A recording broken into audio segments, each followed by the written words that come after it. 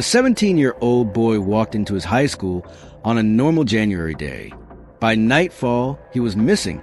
By the next afternoon, his body was found upside down inside a rolled-up gym mat. No blood, no screams, no witnesses. The official report? Accidental death. But then came the second autopsy. Blunt force trauma to the neck. Organs missing. Security footage altered. A confession tape. And a grieving family who spent more than a decade chasing answers that still haven't come. This isn't just a mystery. This is Kendrick Johnson's story. And what you're about to hear may change the way you see justice forever. Kendrick Johnson was a 17-year-old student at Lowndes High School in Valdosta, Georgia. He was quiet, focused, and well-liked by both teachers and classmates. He played football and basketball, and his athleticism was matched by his discipline. Kendrick wasn't just a student. He was a young man full of dreams. He wanted to go to college, play professional sports, and build a future for himself and his family. Those who knew him described him as respectful and easygoing. He wasn't involved in fights or school drama. He kept to himself, stayed close to his family, and had a tight-knit circle of friends. He was the kind of person who stayed out of trouble and had his priorities straight. At home, Kendrick was a loving son and a protective big brother. His parents, Kenneth and Jacqueline Johnson, were proud of him. He had a strong bond with his family, especially with his siblings. His mother often said Kendrick had a gentle heart and a quiet strength. He wasn't just another teenager. He was someone working toward something bigger, toward a better life. He had a purpose, a direction, a reason to stay focused. That's why, when he suddenly went missing and later found dead in his own high school, everything stopped making sense. The story of Kendrick Johnson didn't begin with controversy or questions. It began with promise. On January 10th, 2013, Kendrick Johnson attended classes at Lowndes High School like any other normal day. He wore a white t-shirt, blue jeans, and his signature sneakers. According to several classmates, Kendrick was seen in multiple periods throughout the day. He appeared focused and calm, just like always. Witnesses recall seeing him around lunchtime walking toward the old gym, a space still used by students despite the presence of a newer facility. He reportedly went there to retrieve a pair of gym shoes he shared with another student, a routine habit due to locker shortages. Kendrick was never seen alive again after that moment. By that evening, Kendrick's mother began to worry. He hadn't returned home, which was unusual. Phone calls went unanswered. His family contacted friends, teachers, and eventually law enforcement. A missing person report was filed the same night. School officials claimed they didn't have any immediate information. Teachers assumed Kendrick had gone home early, but the Johnson family knew better. Something wasn't right. They returned to the school multiple times at night and early morning, searching the ground themselves. No one had seen him. No one had answers. Unbeknownst to them, Kendrick's body had already been discovered, but it would take hours before the authorities contacted the family. The boy they were searching for had never left the building. He was there the entire time, hidden in the most unthinkable place. On the morning of January 11th, 2013, students at Lowndes High School entered the old gymnasium and noticed a strange odor coming from a cluster of rolled-up wrestling mats stored upright in a corner. One student, curious about the smell and an unusual sight within one of the mats, climbed on top and looked down. Inside the narrow opening, they saw a pair of feet in white socks. Moments later, school staff and law enforcement were alerted. Emergency responders arrived and unrolled the mat to reveal the lifeless body of Kendrick Johnson. He was positioned head first, upside down, his torso lodged in the center of the mat. His arms were pinned to his sides. Blood had pooled around his head and neck. His face was swollen and discolored due to the pressure of being inverted for an extended period. Authorities quickly sealed off the gymnasium and began their initial investigation. The mat stood vertically, nearly 6 feet tall, and was about 2 feet wide in diameter. Kendrick's shoe was found near his head inside the mat.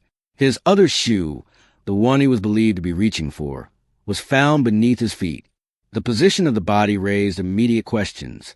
The gym was a place familiar to Kendrick, not an area where he would likely have an accident. No clear signs of a struggle were visible at the scene, and there were no immediate suspects. Within hours, the school was back in operation, and most students were unaware of what had happened. But the Johnson family's world had changed forever. Their search was over, but the nightmare had just begun. The initial investigation by the Lowndes County Sheriff's Office concluded within hours of discovering Kendrick Johnson's body. Authorities proposed that Kendrick had accidentally fallen into the vertical wrestling mat while reaching for a shoe at the bottom and became trapped. They stated that he died from positional asphyxia, the inability to breathe due to the body's position. According to the official report, Kendrick had likely tried to retrieve the shoe, which he shared with another student, by climbing onto the roll mat and sliding inside headfirst. Investigators claimed the narrow space restricted his movement, and he was unable to escape or call for help. The theory suggested that his cries went unheard due to the large, echoing gym and the timing, which may have coincided with class transitions. There were no immediate signs of foul play noted in the first report. No external injuries, no defensive wounds, and no evidence of a struggle on the gym floor. The authorities found the incident to be a tragic accident, and the case was closed shortly after preliminary findings. However, the quick dismissal of alternate possibilities raised concern. The scene was not treated as a potential crime scene for long. No thorough forensic sweep was conducted. Blood on the walls near the mat was not collected or tested initially. Security footage was not immediately reviewed in detail. Witness interviews were brief and limited in scope. To the Johnson family, the investigation felt rushed and incomplete. They believed critical evidence had been overlooked or ignored. Their doubts about the cause of death began forming almost immediately, and they would soon begin their own fight for answers. From the moment they were informed of Kendrick's death, the Johnson family expressed serious doubts about the official explanation. The idea that Kendrick had accidentally fallen into an upright mat and died while trying to retrieve a shoe seemed implausible to them. They knew his habits, his height, and his familiarity with the gym. To them, it didn't make sense that he would climb into such a narrow space headfirst. Their skepticism deepened after viewing Kendrick's body. The visible condition of his face was shocking. It was swollen, discolored, and showed signs that the family believed indicated more than just suffocation. They were also disturbed by the position of his body in the mat, tightly wedged and upside down, in a space barely wide enough to fit his shoulders. They began to question not only the cause of death, but also how the investigation was being handled. The gym had not been immediately locked down. Students had walked through the scene. Surveillance footage had not been fully reviewed. Blood found on a nearby wall had not been tested. There were too many unanswered questions and too few efforts to find answers. The family also noticed inconsistencies in the timeline and how quickly law enforcement closed the case. They felt dismissed by investigators and unsupported by the school administration. As parents mourning the sudden and unexplained death of their child, they refused to accept the conclusion that it was simply a tragic accident. Driven by grief and determination, the Johnsons began to speak out publicly. They called for a new investigation, hired legal representation, and arranged for an independent autopsy. They made it clear they would not remain silent. For them, this was not an accident. This was something far more sinister. The initial autopsy, conducted by the Georgia Bureau of Investigation, concluded that Kendrick Johnson died from positional asphyxia. The report stated that his body became trapped in the vertical mat, cutting off his ability to breathe. No significant signs of trauma were noted, and the case was classified as a non-criminal accident. However, the Johnson family was not satisfied with the findings. They believed key questions remained unanswered and were deeply troubled by what they had seen during Kendrick's viewing. In search of a second opinion, they arranged for an independent autopsy to be conducted by Dr. William R. Anderson, a private pathologist. The results of the second autopsy stood in stark contrast to the first. Dr. Anderson determined that Kendrick had suffered blunt force trauma to the right side of his neck, which he concluded was consistent with inflicted injury, not an accident. According to his findings, the trauma could have resulted from a blow or force applied with intent, possibly suggesting foul play. Even more disturbing was the discovery that Kendrick's internal organs were missing. During the autopsy, It was found that his body had been filled with newspaper. The funeral home handling Kendrick's remains claimed this was done because the organs had been destroyed due to decomposition and were not returned by the medical examiner. However, the Johnson family saw this as further evidence of mishandling or even a possible cover-up. The conflicting autopsy reports only intensified the family's resolve. Rather than bringing clarity, the medical findings opened a new layer of controversy. Instead of answers, the Johnsons were left with more questions and growing suspicion that the truth about Kendrick's death had been buried along with him. The second autopsy findings provided the Johnson family with what they believed was critical evidence contradicting the official narrative. Dr. William Anderson's conclusion that Kendrick had suffered non-accidental blunt force trauma directly challenged initial determination of positional asphyxia. The injury, located on the right side of Kendrick's neck and jaw, suggested a strong impact that could have caused unconsciousness or death. This revelation shifted public perception of the case. What had been ruled an accident by authorities was now being seriously questioned by both the family and outside observers. The nature of the trauma raised the possibility that Kendrick had been assaulted. If so, the implication was clear. Someone may have killed him, and the body was concealed in the mat to hide the crime. Attention quickly turned to the missing internal organs. When questioned, officials claimed the organs had been destroyed due to the natural decomposition process. However, there was no documentation verifying that the organs had been properly retained, examined, or returned after first autopsy. The substitution of newspaper inside Kendrick's body was viewed as highly irregular and, to many, disrespectful. It became a central point of concern for the family and their supporters, symbolizing what they saw as a pattern of mishandling and disregard.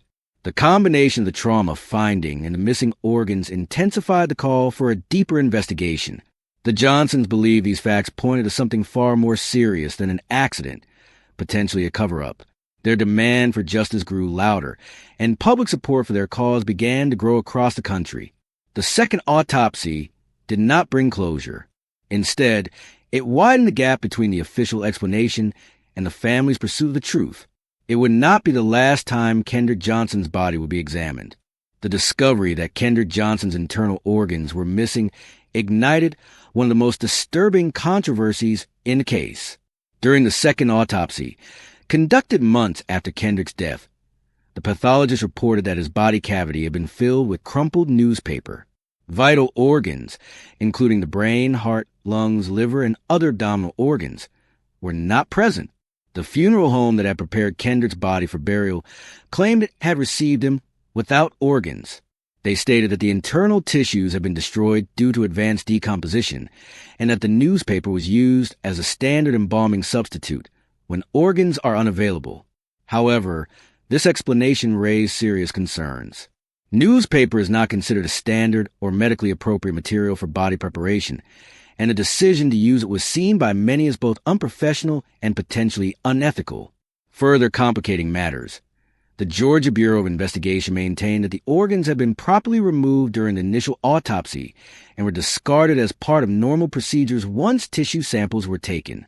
However, there was no clear documentation of where the organs went, who authorized their disposal, or why they were not returned with the body for the second examination. The Johnson family viewed the missing organs not as a procedural mistake, but as a possible attempt to hide physical evidence.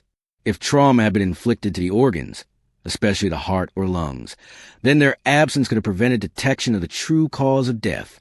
The lack of accountability and inconsistent statements from officials and the funeral home only deepened public suspicion. What should have been a routine part of a forensic investigation had become a symbol of negligence, or worse, deliberate concealment. For the Johnsons, the missing organs represented more than procedural failure. They believed it was a critical piece of the truth that had been deliberately taken from them. In the months following Kendrick Johnson's death, independent investigators, journalists, and online researchers began re-examining the timeline of his final day in an effort to identify inconsistencies and overlooked details. The goal was to piece together a clear sequence of events between Kendrick's last confirmed sighting and the discovery of his body the following morning. Based on school attendance records and witness statements, Kendrick was present for multiple classes on January 10, 2013. He was last seen heading toward the old gym during a class break, reportedly to retrieve a pair of gym shoes he shared with another student. That would have been sometime around early afternoon. Security camera footage from multiple hallways was obtained and reviewed. However, several issues immediately stood out. Portions of the footage were missing or incomplete. Some cameras, particularly those in key areas near the old gym, either failed to record at critical times or were positioned in a way that did not clearly capture entrances and exits. Additionally, the timestamps on various recordings were inconsistent, with gaps of several minutes between sequences. These gaps created uncertainty about who entered or exited the gym during the window of time when Kendrick likely died. Questions were raised about whether the footage had been altered, deleted, or selectively provided. The school and law enforcement insisted that the system was outdated and that the gaps were technical malfunctions, not the result of tampering. Critics were not convinced. Witness statements added further complexity. A classmate stated that Kendrick was seen heading into the gym alone. Another reported seeing him briefly during a class period but was unsure of the time. No one recalled seeing him leave the gym, and no staff members reported anything unusual until the body was discovered the next morning. The timeline as presented by authorities failed to account for these gaps. There was no definitive record of what occurred inside the gym between the time Kendrick entered and the next day when his body was found. Without clear video evidence or credible witnesses, the exact circumstances of his disappearance remain uncertain.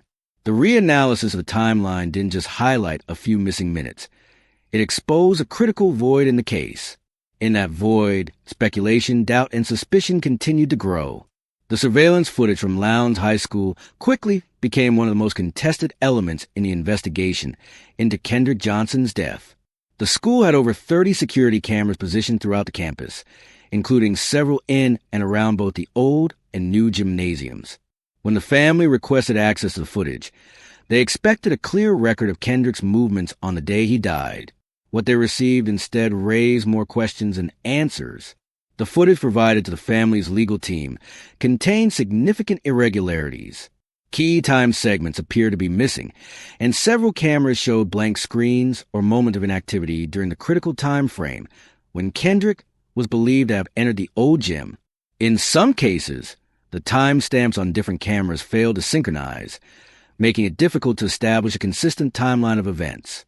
The footage appeared to jump forward in time by minutes or more, skipping over what could have been crucial moments. One of the most disturbing aspects was that none of the footage clearly showed Kendrick entering the mat area, nor did it show anyone else going into or coming out of the gym around the time he disappeared. Despite the presence of multiple angles, the most critical perspectives either failed to capture movement or were inexplicably blank during those periods.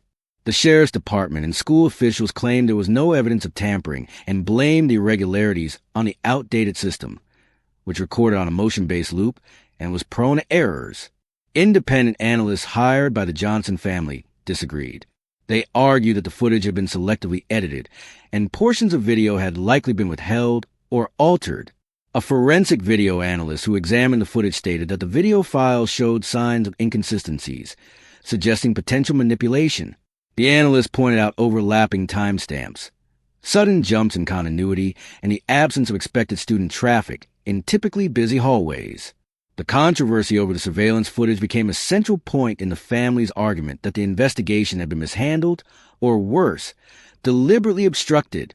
To them, the missing or incomplete footage wasn't just a technical issue. It was evidence that someone didn't want the full story to be seen. The unanswered questions surrounding the surveillance recordings only deepened the suspicion that Kendrick's death may not have been an accident, and that someone might have gone to great lengths to ensure that what happened inside that gym remained hidden. As public interest in Kendrick Johnson's case grew, attention began to turn toward potential suspects and persons of interest. Although law enforcement maintained that Kendrick's death was accidental, the Johnson family and independent investigators raised concerns about individuals who may have had motive, opportunity, or a possible connection to Kendrick in the days or months leading up to his death. Among the names that surfaced were Brian and Brandon Bell, two brothers who attended the same high school as Kendrick. Brian Bell was a known acquaintance of Kendrick and a fellow athlete. Reports circulated about a possible altercation between the two that had occurred months earlier, though no official record of a recent fight was ever confirmed by authorities. Rumors of a feud, fueled by classmates and online discussions, further complicated the narrative.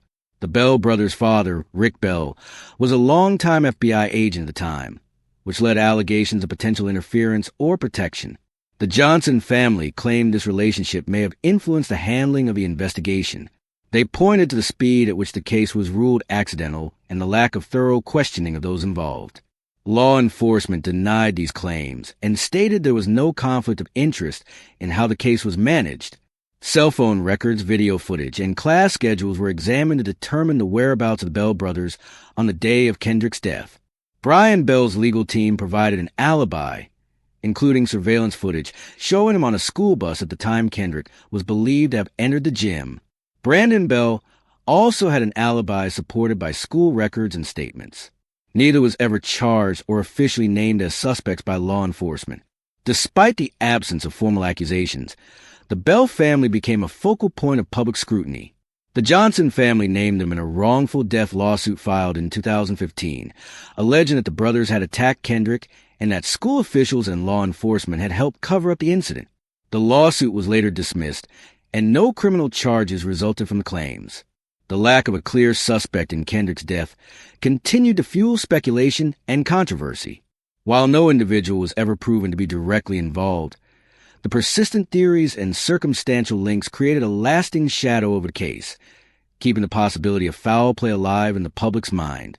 The Bell brothers, Brian and Brandon, became central figures in the unofficial narrative surrounding Kendrick Johnson's death. Their names surfaced repeatedly in media reports, online forums, and the Johnson family's public statements. Much of the speculation stemmed from a prior conflict between Kendrick and Brian Bell, which reportedly occurred months before Kendrick's death. Though the incident was not documented in school disciplinary records, some classmates recalled tensions between the two. The Johnson family alleged that the previous altercation, combined with the circumstances of Kendrick's death, warranted deeper investigation into the Bell brothers' possible involvement. Their suspicions intensified due to the perceived lack of thorough questioning of the brothers and the speed with which authorities dismissed any connection. Brian Bell, a well-known athlete at the school, provided an alibi through school security footage and eyewitness accounts, claiming he was on a team bus preparing for a game during the estimated time of Kendrick's disappearance. Brandon Bell's whereabouts were also accounted for through similar records. Both brothers and their family denied any involvement and cooperated with initial investigations. The Bell family's connection to law enforcement added a layer of complexity to the public's perception. Their father, Rick Bell, was a longtime FBI agent, which led to accusations from the Johnson family that the investigation may have been influenced or obstructed. These allegations were not supported by any formal findings, but they contributed to the growing mistrust surrounding the case. In 2015, the Johnson family filed a $100 million wrongful death lawsuit, naming the Bell brothers and several other individuals, including school officials and law enforcement officers, alleging conspiracy to cover up Kendrick's murder. The lawsuit was eventually dismissed due to lack of evidence, and the accusations were not substantiated in court. Despite the absence of criminal charges or confirmed links to Kendrick's death, the Bell brothers remained associated with the case in the court of public opinion. The media attention and widespread speculation significantly impacted their personal lives and reputations. While official investigations found no actionable evidence tying them to the death, the connection remained a central and controversial part of the broader narrative surrounding the unresolved questions in Kendrick Johnson's case. Frustrated by what they viewed as a flawed and incomplete investigation, the Johnson family began pursuing legal action to uncover the truth behind Kendrick Johnson's death. In 2013, not long after the official ruling of accidental death, the family requested a coroner's inquest, but the request was denied. Feeling their concerns were being dismissed by authorities, they turned to the courts. In January 2015, the Johnson family filed a wrongful death lawsuit, seeking $100 million in damages. The suit named 38 defendants, including the Bell brothers, their father Rick Bell, Lowndes County school officials, law enforcement officers, and various members of the Georgia Bureau of Investigation. The lawsuit alleged that Kendrick had been violently attacked by fellow students and that there had been a coordinated effort by officials to cover up the crime to protect those responsible. The legal filing claimed that Kendrick was lured into the old gym, assaulted, and placed into the wrestling mat to conceal the act. It further accused school administrators and local authorities of failing to properly investigate and of obstructing justice. The suit alleged civil rights violations and pointed to the inconsistencies in surveillance footage, the missing organs, and the hasty conclusion of the original investigation as evidence of misconduct. The case drew national attention, with legal experts and commentators closely following the proceedings. However, the lawsuit faced significant challenges. Defense attorneys argued that the allegations were speculative and unsupported by concrete evidence. Over time, several of the claims were dismissed, and the Johnsons were ordered to pay legal fees to some of the defendants. Eventually, the entire lawsuit was dismissed by the court, which found that the family had not provided sufficient evidence to support the allegations of conspiracy or cover-up. Despite the legal setback, the Johnson family maintained that their efforts were necessary to force transparency and accountability. These legal battles underscored the deep divide between the official findings and the family's belief in a more sinister truth. While the courts found no liability, the legal actions kept the case in the public eye and fueled ongoing discussions about race, justice, and institutional trust. As the inconsistencies in Kendrick Johnson's case came to light and the family's call for justice intensified, public response grew into a widespread movement. Protests began in Valdosta, Georgia, where community members, activists, students, and civil rights organizations gathered to demand answers and accountability. These demonstrations often took place outside the Lowndes County Courthouse, the sheriff's office, and the high school where Kendrick's body had been found. The Johnson family led many of the protests themselves, marching with signs that read "Justice for Kendrick" and "No Justice, No Peace." Their persistent efforts drew national attention, with major media outlets covering the story. As more people learned about the case, support expanded beyond Georgia. Vigils were held in other states, and social media campaigns pushed Kendrick's story to a broader audience. Prominent figures and civil rights leaders also joined the cause. Reverend Al Sharpton spoke at one of Kendrick's memorials, calling for federal intervention and a full investigation. Celebrities, athletes, and musicians began posting about the case online, urging their followers to demand justice and transparency. The case became a symbol of systemic failure, racial injustice, and the challenges faced by families seeking answers in cases involving young black victims. The protests were peaceful but passionate, often accompanied by chants, speeches, and displays of solidarity. Participants demanded a new investigation, independent oversight, and the release of unedited surveillance footage. The movement emphasized not only justice for Kendrick, but also broader reforms in how such cases are investigated and how families are treated by the justice system. Despite limited legal progress at the time, the public pressure helped keep the case alive. The protests played a crucial role in shaping public discourse and ensuring that Kendrick Johnson's name would not be forgotten. The outcry reflected a larger frustration with perceived inequalities in law enforcement and the courts, making the case a rallying point for ongoing calls for justice and reform. In response to the growing national attention and mounting public pressure, the U.S. Department of Justice opened a formal investigation into Kendrick Johnson's death in October 2013. The case was transferred from local authorities to federal jurisdiction, with the goal of determining whether Kendrick's civil rights had been violated and whether a federal crime had been committed. The FBI conducted extensive interviews with students, teachers, and school staff, collecting statements from more than 100 individuals. They also reviewed physical evidence, school records, and surveillance footage. The investigation was broad in scope and took over 2 years to complete. Throughout this time, the Johnson family remained vocal in their belief that a cover-up had taken place, and they hoped federal authorities would uncover what local investigators had allegedly missed or ignored. Federal agents re-examined the surveillance footage, timelines, autopsy reports, and statements previously collected by local law enforcement. The Johnson family provided their own evidence, including the results of the second autopsy and analysis from independent experts. The DOJ reviewed these materials alongside the original findings from the Georgia Bureau of Investigation. Despite the thoroughness of the investigation, the Department of Justice announced in June 2016 that it would not file any federal criminal charges.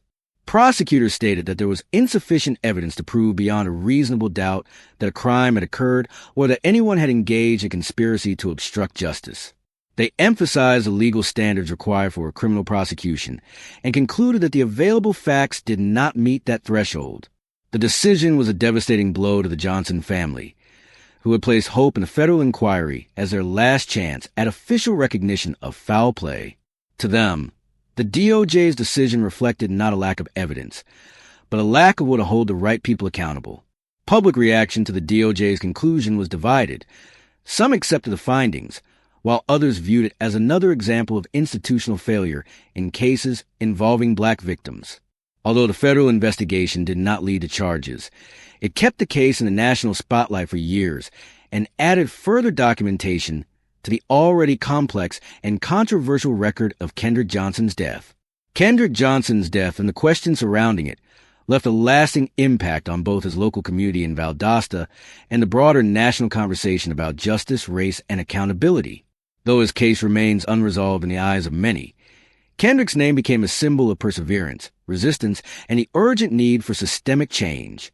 In Valdosta, the Johnson family's relentless pursuit of answers inspired many others to speak out against perceived injustices in their own communities. Local residents, students, and faith leaders organized forums, marches, and memorials, not only in Kendrick's memory, but also to address broader concerns about how young black lives are valued and protected by institutions. The case sparked classroom discussions, inspired high school and college essays, and became the subject of true crime documentaries, podcasts, and investigative journalism. For many, Kendrick's story illustrated the frustrations families face when navigating a legal system they believe has failed them. Across the United States, his name was included in protest signs, social media campaigns, and public demonstrations, often alongside other high-profile cases involving black victims of unexplained or suspicious deaths. Kendrick's story became part of a growing movement demanding transparency, independent investigations, and reform of how law enforcement handles deaths in custody or under mysterious circumstances. His parents, Kenneth and Jacqueline Johnson, transformed their grief into activism. Through interviews, public appearances, and community organizing, they helped keep Kendrick's story alive, ensuring that it remained a call to action rather than just a tragic memory. They also established efforts to support other families facing similar situations, offering solidarity and a platform for their voices to be heard. While Kendrick never lived to fulfill his dreams, his legacy lives on through the people he inspired. His case continues to be cited in discussions about forensic transparency, video evidence handling, and the role of federal oversight in local investigations. Kendrick Johnson became more than a name in a news report. He became a symbol of a system still searching for justice.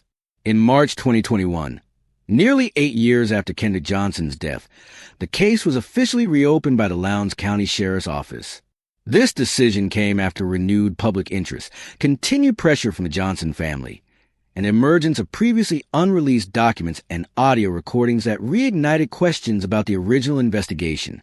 Sheriff Ashley Polk, who had not been in office at the time of Kendrick's death, announced that his department had received a massive federal case file containing over 17 boxes of evidence and investigative materials from the U.S. Department of Justice. Although the DOJ had closed its investigation in 2016 without filing charges, it agreed to release the documents to the local sheriff's office for further review.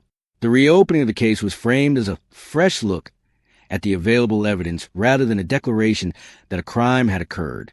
Investigators began re-examining the autopsy findings, surveillance footage, school records, and prior witness statements. The Johnson family hoped that the renewed investigation would finally lead to criminal charges and official acknowledgement that Kendrick had been murdered. One of the new pieces of evidence that surfaced was an audio confession allegedly recorded from an unnamed individual who claimed to have been involved in Kendrick's death. The Johnson family turned the recording over to authorities and demanded it be taken seriously. However, questions quickly arose about the authenticity and credibility of the audio. Law enforcement later stated the tape appeared to be a hoax, possibly staged for attention or financial gain. Despite these setbacks, the reopening of the case gave the Johnsons and their supporters a renewed sense of hope. For many, It was a sign that the fight for justice was not over. Activists and legal observers emphasized the importance of transparency throughout the new inquiry, warning that a second failure to deliver answers could further erode public trust. As the investigation continued, the community watched closely, and the Johnson family remained vocal in their demands for accountability. The decision to reopen the case did not bring closure, but it marked another chapter in a long, painful journey that still carried the possibility of truth. In January 2022, following an extensive review of the case materials and renewed investigative efforts, the Lowndes County Sheriff's Office announced its final ruling in the death of Kendrick Johnson. After examining the 17 boxes of documents in the Department of Justice, reevaluating existing evidence, and investigating new leads, Sheriff Ashley Polk concluded that there was no sufficient evidence to support any criminal charges. The final report reaffirmed the original finding of accidental death by positional asphyxia. Investigators stated that no credible evidence had emerged to prove Kendrick was the victim of homicide or that any individual or group had been involved in foul play. The sheriff's office also addressed specific points of controversy, including the missing organs, inconsistencies in surveillance footage, and rumors surrounding suspects, finding no basis to alter the case's official status. The audio recording previously submitted by the Johnson family, which had allegedly captured confession, was deemed not credible. According to investigators, the voice on the recording did not match any known suspect, and the content lacked verifiable facts. Additionally, no physical evidence or witness testimony was discovered to corroborate any alternate theories of murder or cover-up. Sheriff Polk publicly stated that while he sympathized with the Johnson family's loss, the evidence did not support their claims. He emphasized the transparency of a new investigation and made all reports and materials available to the public, encouraging anyone to independently review the findings. The Johnson family immediately rejected the final ruling. They maintained their belief that Kendrick had been murdered and that key evidence had either been ignored or suppressed. For them, the final declaration of accidental death did not bring resolution, but reinforced their view that justice had been denied. The official closing of the case marked the end of another chapter in the long and painful pursuit of truth. While law enforcement declared the investigation complete, public opinion remained divided. For many, the final ruling did not answer the most haunting question: what really happened to Kendrick Johnson? Despite multiple investigations, autopsies, lawsuits, and national attention, Kendrick Johnson's case remains one of the most polarizing and debated unsolved deaths in recent American history. The official conclusion, accidental death by positional asphyxia, has been reaffirmed by both state and local authorities, yet it continues to be met with widespread skepticism and unresolved public concern. At the heart of the ongoing debate are key questions that, for many, were never satisfactorily answered. How did a healthy, athletic teenager become trapped inside a vertical wrestling mat in a school gym without anyone noticing? Why were his internal organs missing, and why were they replaced with newspaper? What caused the apparent injury found in the second autopsy, and why did the initial autopsy not report it? Why were there gaps and inconsistencies in the surveillance footage? And how were those discrepancies explained as technical errors without further investigation? Even with the case officially closed, these questions persist in public forums, online communities, and advocacy groups committed to uncovering what they believe is the full truth. Some believe the case reflects a broader pattern of institutional failure, particularly in cases involving young black victims. Others argue that the absence of conclusive evidence points to tragedy, not conspiracy, and that further speculation only prolongs grief without resolution. The Johnson family has vowed never to stop searching for answers. To them, the inconsistencies are too many, the explanations too convenient, and the process too flawed to accept the official story. Their determination has kept Kendrick's name in headlines for over a decade and has transformed his case into a symbol of the long and often painful road to justice. The unanswered questions are not just legal or forensic. They are deeply emotional and societal. They reflect the public's desire for transparency, truth, and accountability in systems that are often viewed as inaccessible or untrustworthy. Kendrick Johnson's case may be closed on paper, but in the minds of many, the debate over what really happened is far from over. From the moment Kendrick Johnson's body was discovered in the old gymnasium of Lowndes High School, media coverage played a powerful role in shaping public perception of the case. National news outlets, local stations, independent journalists, bloggers, podcasters, and social media influencers all contribute to the narrative, some providing in-depth reporting, others amplifying speculation and unverified claims. Mainstream media coverage initially reported the story as a tragic accident, echoing the official statements of law enforcement. But as questions about the autopsy, surveillance footage, and the condition of Kendrick's body emerged, the narrative shifted. Major outlets began scrutinizing the investigation, interviewing forensic experts, and giving a platform to the Johnson family's allegations of a cover-up. These reports helped generate public pressure, leading to the federal inquiry and widespread awareness of the case. Simultaneously, the rise of social media gave individuals and grassroots activists the tools to amplify Kendrick's story beyond traditional channels. Hashtags like #JusticeForKJ trended across platforms, while YouTube documentaries and TikTok creators brought new audiences into the conversation. For many, social media became a space for advocacy, community support, and the pursuit of justice. However, this digital exposure also opened the door to misinformation. Unverified claims, misattributed photos, edited footage, and conspiracy theories spread rapidly online. Some accounts accused individuals by name without evidence, while others promoted theories based on incomplete or misunderstood documents. These narratives often blurred the line between fact and speculation, complicating public understanding, and at times hindering the credibility of legitimate concerns. The media's portrayal of the Bell brothers, in particular, drew criticism for contributing to a trial by public opinion effect. While never charged with any crime, they were repeatedly referenced as suspects in online posts, videos, and blogs, fueling harassment and public pressure despite the lack of legal findings to support those claims.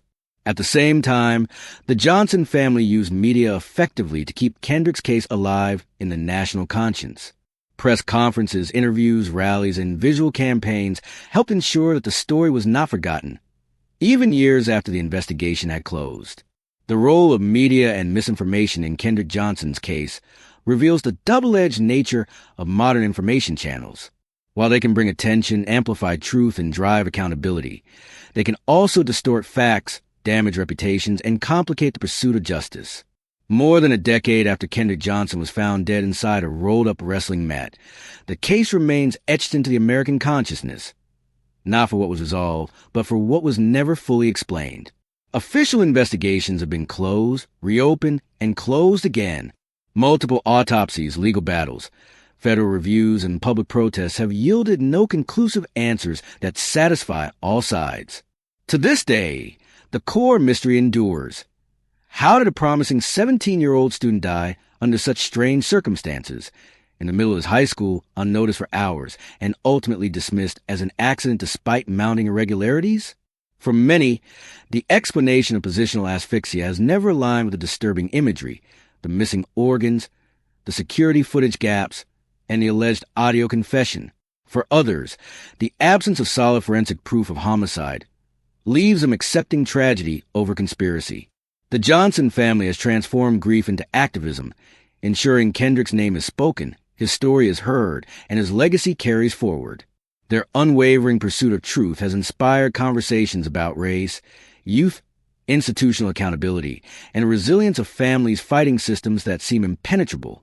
While some view their allegations as unproven, others see their struggle as emblematic of a broader pattern of silence, pain, and unanswered deaths. Kendrick Johnson's case is not just a singular event. It is a mirror reflecting the deep complexities of truth and justice in America. It reminds us that answers are not always guaranteed, and closure is not always granted by institutions. Sometimes, a legacy is not measured in verdicts or victories, but in the courage to keep asking hard questions when the world is ready to move on. Kendrick was more than a case file or a headline. He was a son, a student, an athlete, and a young man with dreams. His death leaves behind a silence that still demands to be understood. And in that silence, his story continues, not as a closed chapter, but as an unresolved legacy. Kendrick Johnson's story doesn't end with an official report. It doesn't end with a ruling, a press release, or a case file marked closed. It continues in every question left unanswered, in every protest sign raised under rain-soaked skies, in every voice that refuses to go silent. He was 17 years old, and today, his name stands as both a memory and a warning.